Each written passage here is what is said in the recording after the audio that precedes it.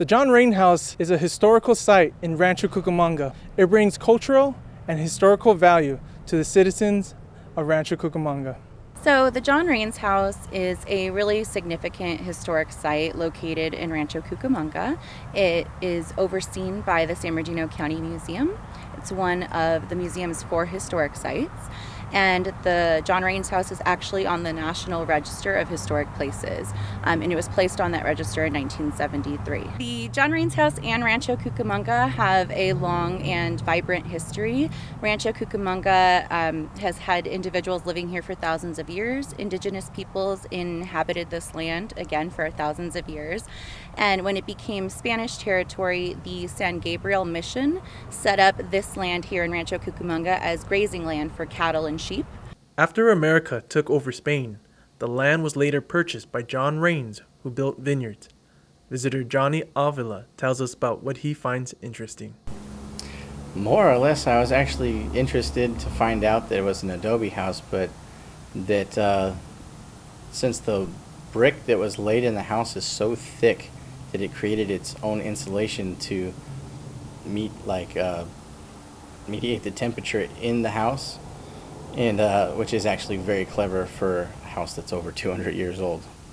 The bricks were harvested, well, the clay that made the bricks was harvested from Red Hill, and the walls are actually made 3 bricks deep.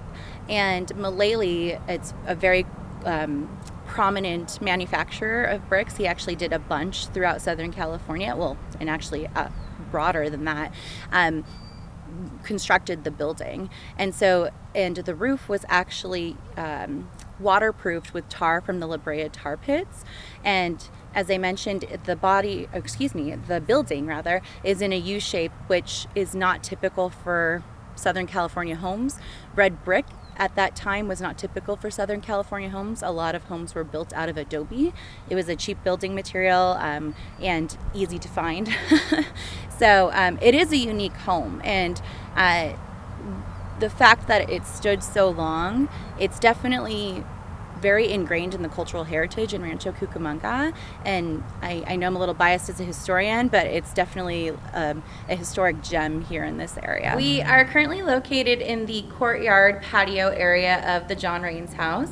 As you can see behind me, you can see the burned brick that the house is made out of, and again, the house is U-shaped, and so that's why there is this patio courtyard in the middle. Inside this courtyard, there's a cistern which collected water from the open flume that ran underneath the house. And also you can see the roofing of the house, which I mentioned earlier was waterproofed with tar from the La Brea tar pits. The Rains house was uniquely built. Most homes in California did not look like it. The U-shaped courtyard and red bricks are the most distinctive part of the house. Many visitors are stunned by what they find about the house. Paul Rufino, a museum visitor, explains what he is doing at the Rains house. So I'm currently visiting Rains house.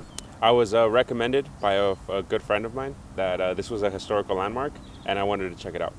Actually, the fact that the adobe from this house was created by the Rainers from the hill, just like across the way, and that they used that material to create this house that's still standing today. So after Isaiah Hellman sold the property in 1919 to a gentleman with the last name Motzinger, he actually restored the house.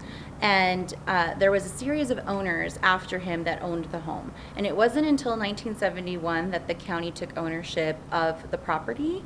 And by that time, the house was vacant and it had been vandalized. And there was actually a local school teacher, Maxine Strain, who brought light to the situation of the house and even did a student march with her students and brought awareness.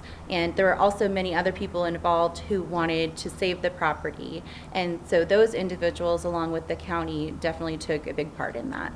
Local residents are intrigued by the historical value of the house. They see its cultural influence on the vineyards surrounding the city. Resident Heidi Hernandez tells us why she visits the Rains house and what she loves about it. I decided to visit the John Rain house because I wanted to learn more about the history of Rancho Cucamonga. I really admire that the Rains house holds a lot of history and it continues to flourish today, especially around the garden area. it's beautiful to still see the vineyards and the flowers and the fruit trees that represent the large acre that was back in the 1800s. Unfortunately, the pandemic of 2020 affected the Rains House and its attendance.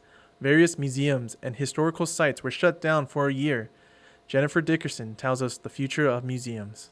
I think, like many organizations and businesses, museums, including the San Bernardino County Museum and the John Rains House, were deeply affected by the closures that the COVID-19 pandemic caused. Like most other organizations, we had to close in March of 2020. So in March of 2021, we were able to reopen the site with restrictions. And so we did have a year or so where we were closed to the public and we weren't interfacing with our visitors.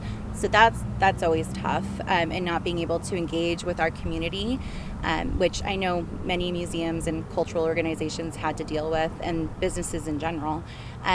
But we are really lucky that we're open to the public now, and that not only we as museum staff are excited about that, but we hear from visitors and locals about the excitement they have for the site reopening and the museum reopening. I know here we definitely have had visitation pick up, and then at the museum so many people have been visiting, and so it's really nice to be kind of back in the game again. Before the pandemic, I did visit museums because I still enjoy them very much. So some of them that I've visited were in the LA area. So now moving over to the Inland Empire, it's neat to know that there's museums here as well. I am glad that museums have opened after the pandemic, because not only is it a good way to learn, but it's also the kids who are more visual, they get to experience history in a very fun way. Honestly, yeah, just visiting this place has gotten me kind of excited about like looking for more like hidden spots around my area. Without John Rain, there wouldn't be any vineyards found in Rancho Cucamonga today. Unfortunately, the pandemic had affected many museums around California, but luckily they're opening back up, and many of families, friends, and even college students can enjoy places like this. For Local Matters, I'm Charles Roldan.